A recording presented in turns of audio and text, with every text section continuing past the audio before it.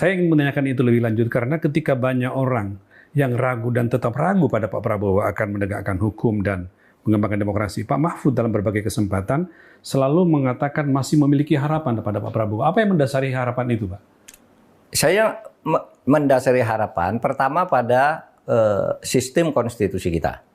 Itu dulu, bahwa menurut konstitusi kita, presiden itu mempunyai kekuasaan di bidang eksekutif, kekuasaan yang tertinggi di bidang eksekutif, mempunyai separuh kekuasaan di bidang legislatif karena dia bersama DPR menjadi lembaga legislatif. Itu pada sudut sistem ketatanegaraan, sistem konstitusi. Yang kedua, sudut personalnya Prabowo. Prabowo ini menurut saya, menurut pengalaman saya, punya modal yang cukup untuk bisa dipercaya, ya, menata ini. Karena yang lain sudah dikalahkan, gitu kan? Anies sudah kalah, Ganjar, dan saya nggak sudah. ada pilihan lain, Prabowo yang pilihan kita, lain. Prabowo harapan kita menjadi presiden kita. Dan ya. kita letakkan ini kekuasaannya di bawah konstitusi. Ya. Kita dorong untuk tidak takut kepada siapapun. Saya selalu mengatakan dia punya modal untuk itu. Dia Sabta Margais, dia nasionalis. Karena selama menjadi kerja di TNI, sumpahnya menjunjung Pancasila dan Undang-Undang Dasar, jujur, setia dan seterusnya, taat pada hukum dan seterusnya.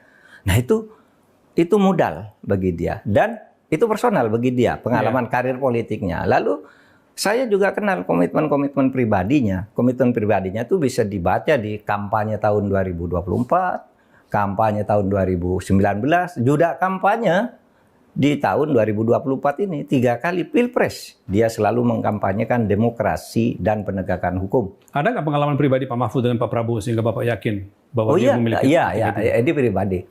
Saya tahun 2014 kan jadi ketua tim suksesnya dia. Iya, Prabowo Hatta ya. Sebelum itu saya ketemu Pak Prabowo berbicara berdua di Halim, ya. Di Bandara Halim maksudnya. Iya, sebelum diumumkan bicara, Bapak saya setuju mendukung Bapak. Bukan karena apa-apa, tapi pilihan strategi penataan Indonesia aja Pak Jokowi itu populisme, gerakannya ke bawah, oke rakyat, tapi saya lebih suka strukturalisme seperti Bapak. Yang ditertibkan ini pejabat-pejabat dan lembaga-lembaga, saya bilang. Organisasinya sudah ada, tapi pejabat-pejabatnya dalam arti struktural ini banyak yang tidak beres. Nah, kita tangani ini. Dan kalau saya jadi tim sukses Bapak dan Bapak menang, nanti saya ingin berkiprah di bidang penegakan hukumnya.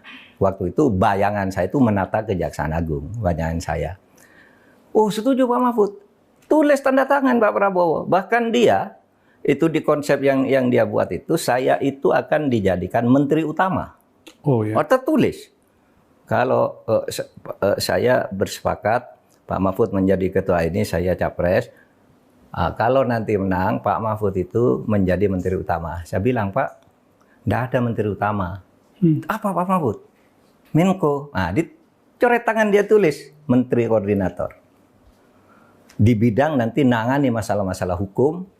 Dan kemudian pada waktu itu, karena saya waktu itu orang NU, dan ikutlah membicarakan menteri agama yang dari NU.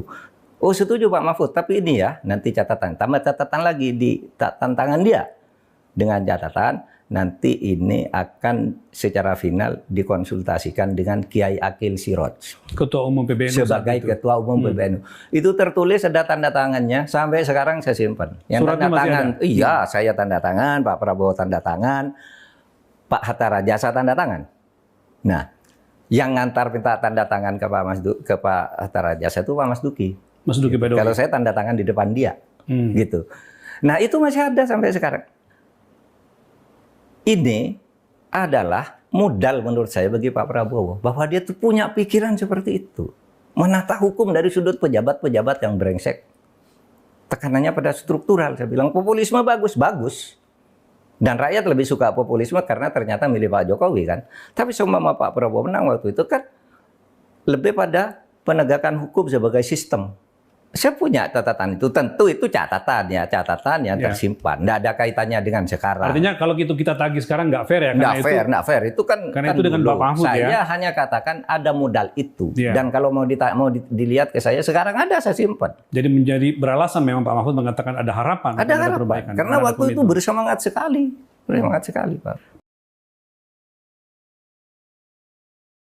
menjunjung tinggi prinsip jurnalisme dalam setiap tayangan terbaiknya, menghadirkan berita bernilai sebagai referensi, gelar bicara yang tajam, Tidak, ini kan kebohongan dok. mengupas fakta demi fakta dan mendorong pencarian solusi, serta investigasi yang mengungkap kebenaran.